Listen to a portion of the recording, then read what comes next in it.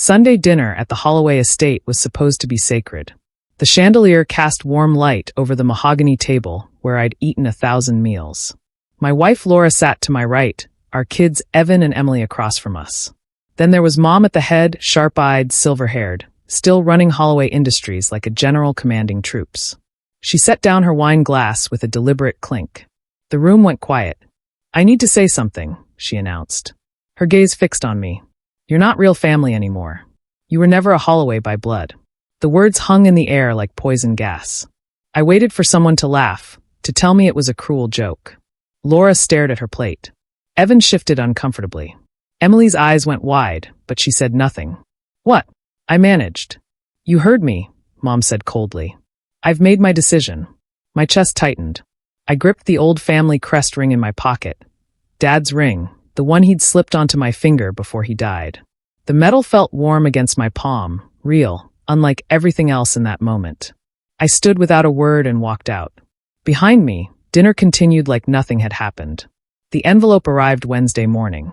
Heavy cream paper, the family attorney's logo embossed in gold. Inside was a single document, trust amendment notice. My name had been removed from the Holloway Estate Trust.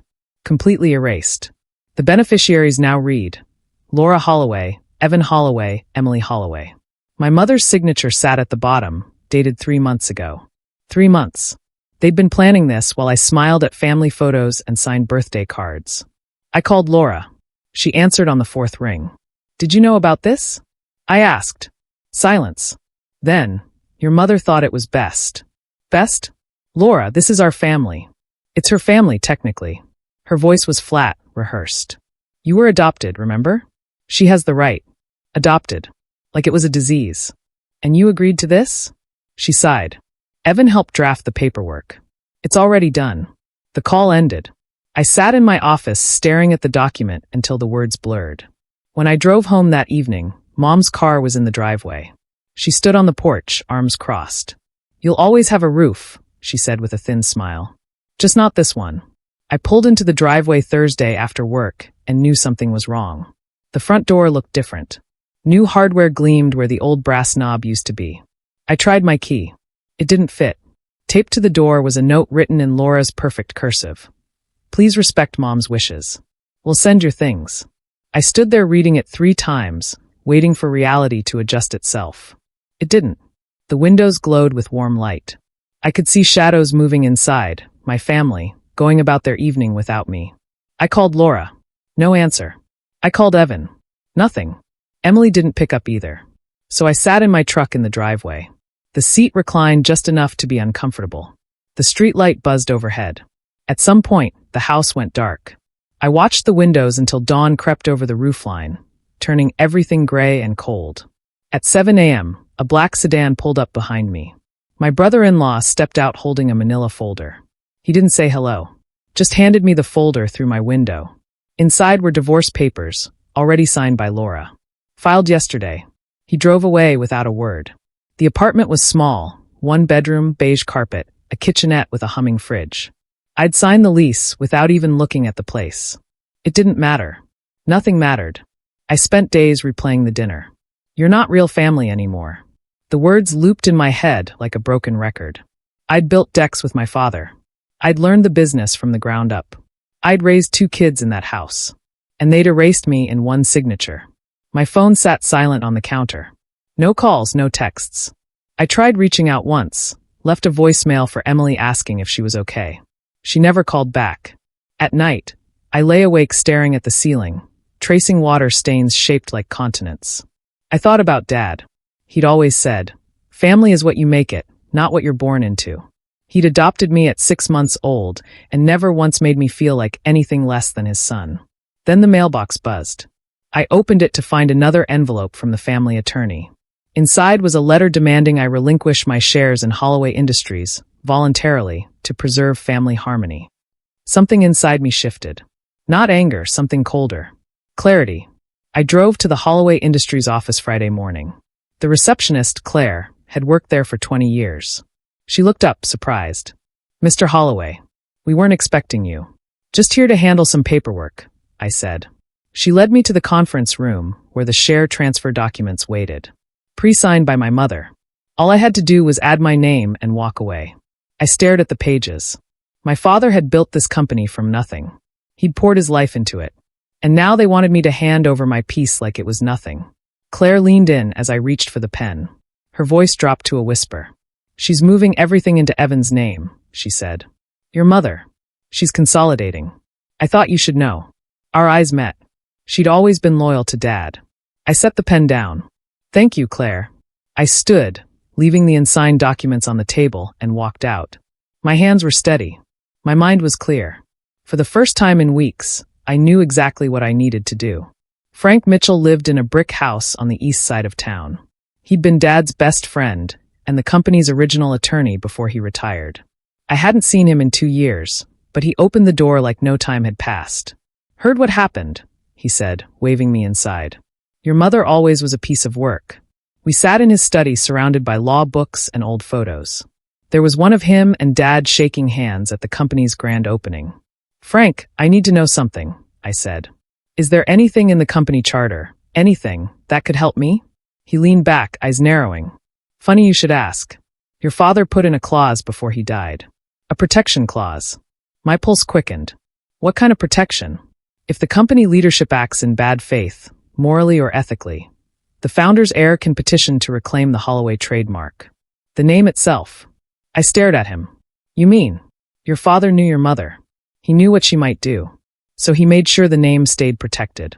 Frank pulled out a file box from under his desk. "I still have the original documents." Hope flared in my chest for the first time in weeks. I spent the weekend reading every page Frank gave me. The clause was buried deep in the company charter, written in legal language that took me hours to decode.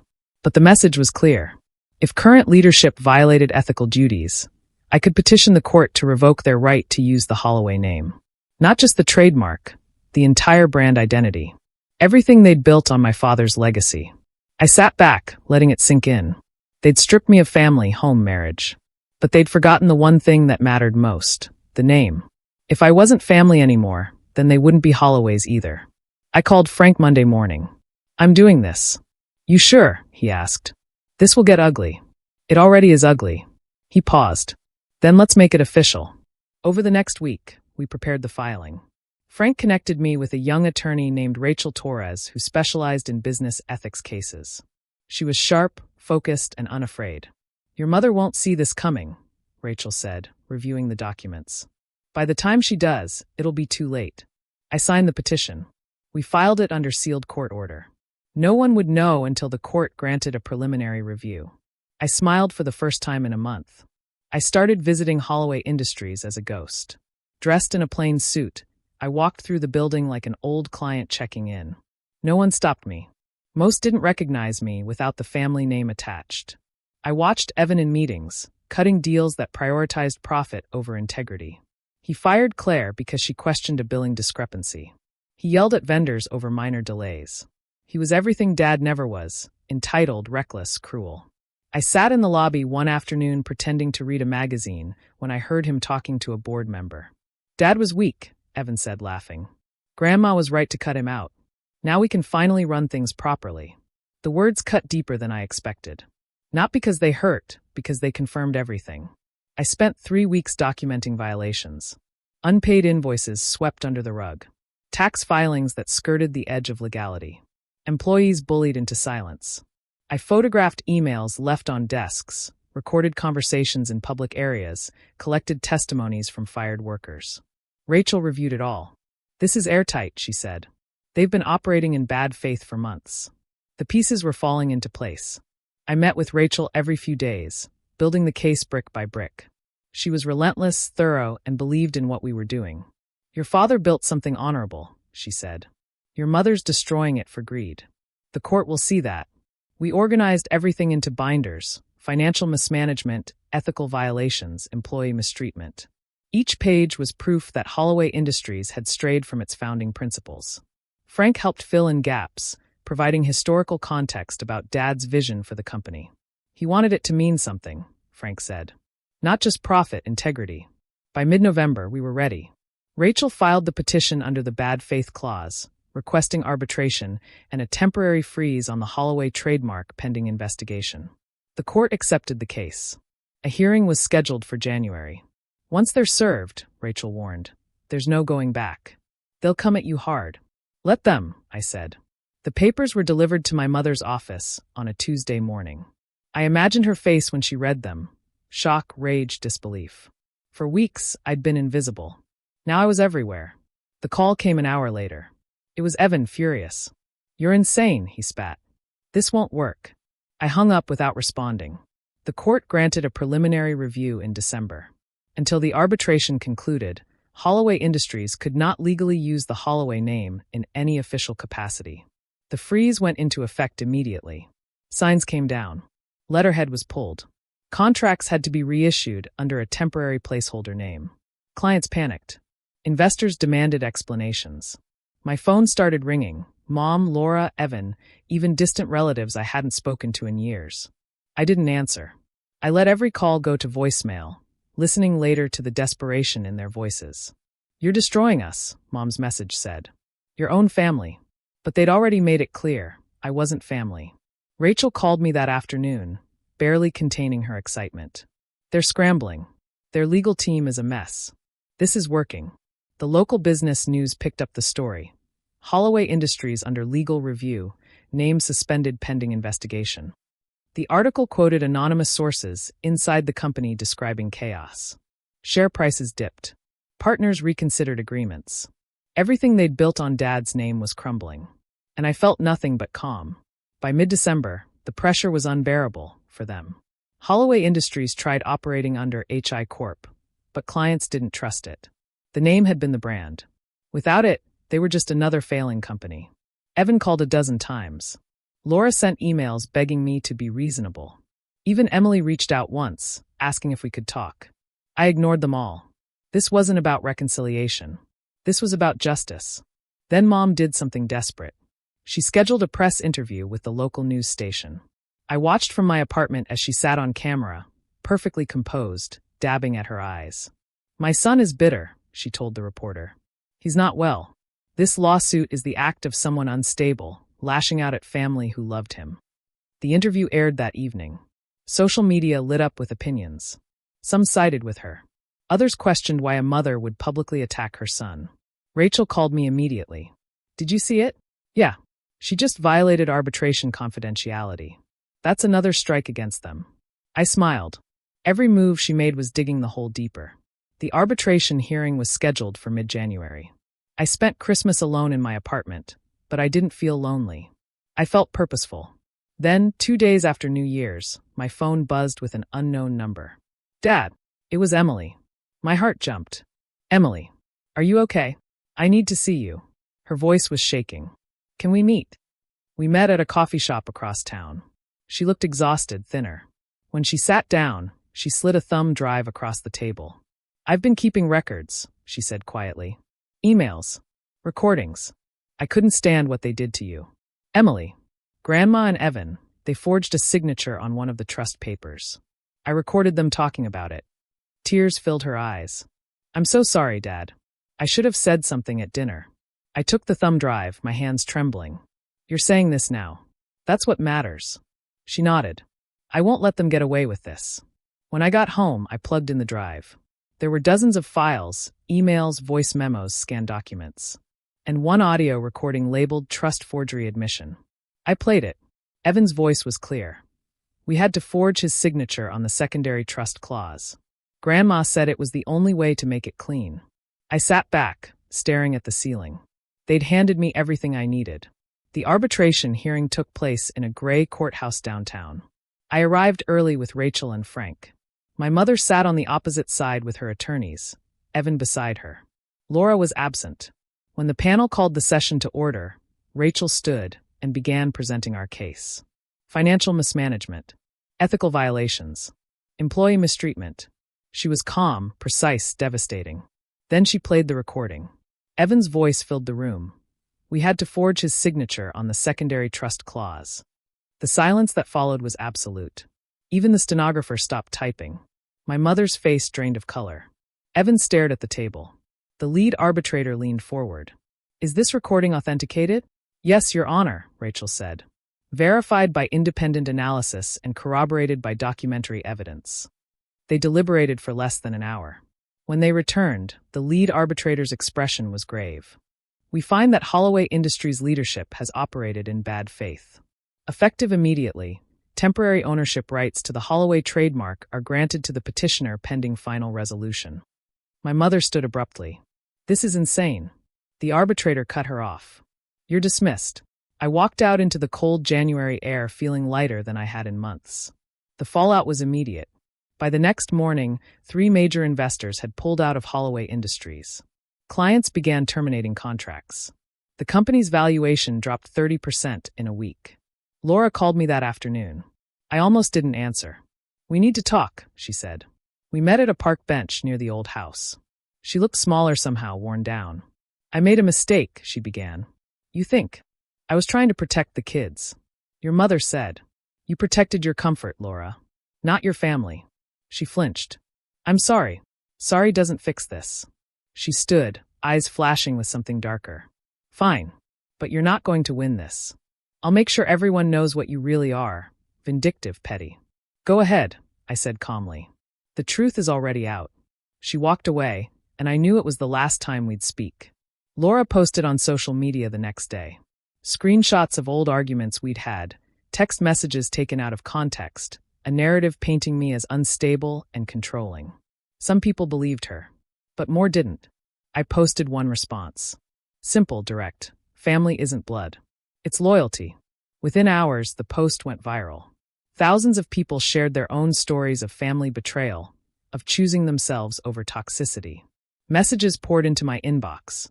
Strangers offering support, former employees of Holloway Industries sharing their experiences. Then something unexpected happened.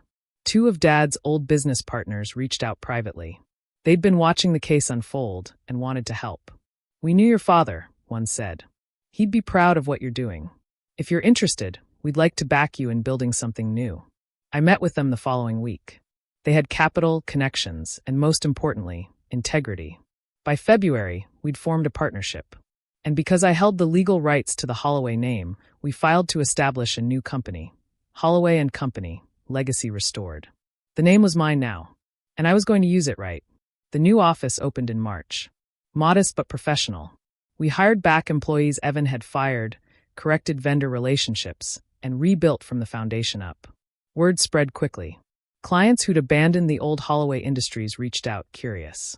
When they learned the story, how I'd fought to preserve my father's legacy, they signed on. Then one afternoon, Claire appeared at the door. I heard you were hiring, she said with a small smile.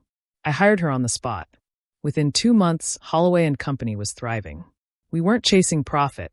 We were building something sustainable, ethical, honorable. Everything Dad had wanted.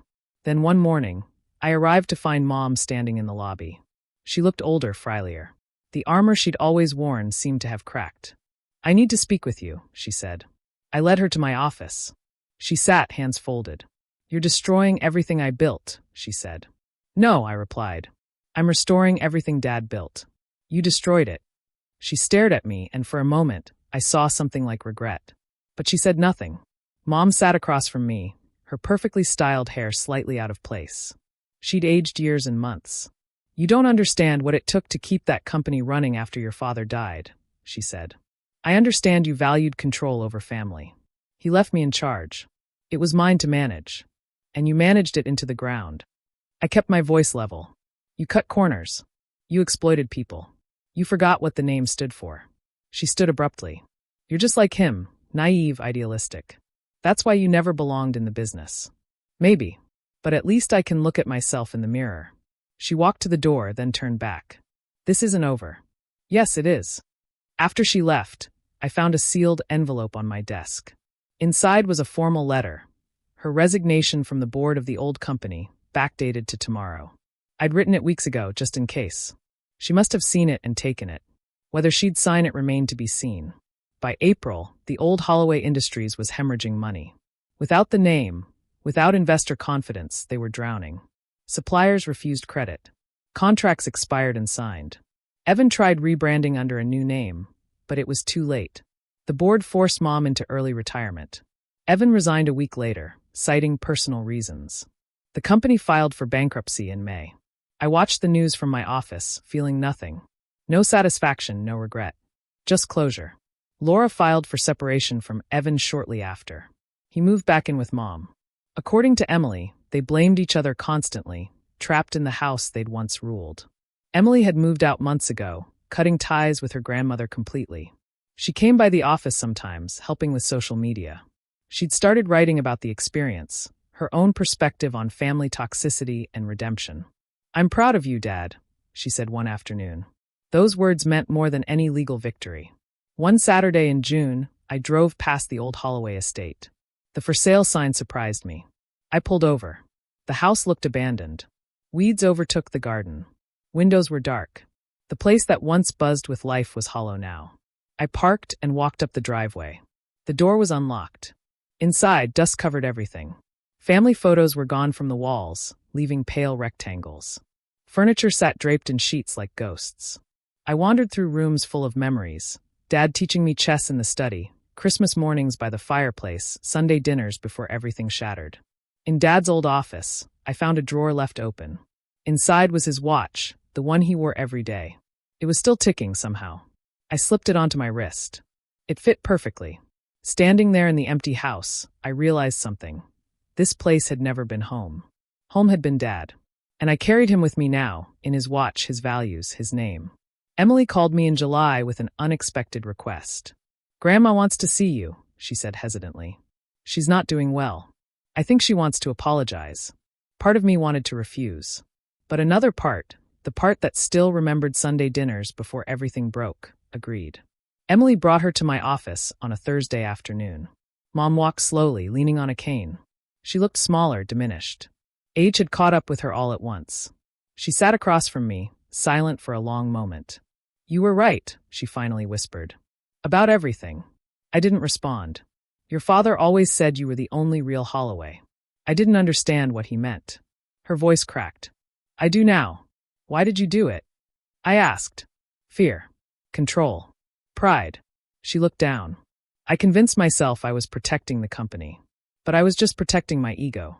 I felt Emily's eyes on me, waiting to see how I'd respond.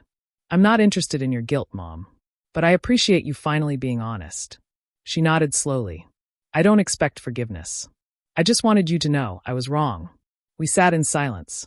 Then Emily walked her out, past the glass doors with Holloway NCO, etched in gold letters. Mom paused at the threshold, staring at the name. Then she left without looking back. By late summer, Holloway and Company had contracts across 3 states. We'd hired 30 employees, opened a second office, and partnered with ethical companies that shared Dad's values. I started a scholarship fund in his name for business students from working-class backgrounds, the kind of opportunity he'd fought to create. The local business community took notice. Articles appeared praising the company's integrity-first approach. One journalist called it the Holloway who brought honor back to the name.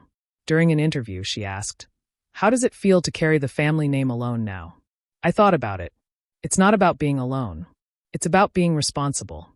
Dad trusted me with this name. I'm making sure it means something again. The article went viral regionally. Job applications poured in.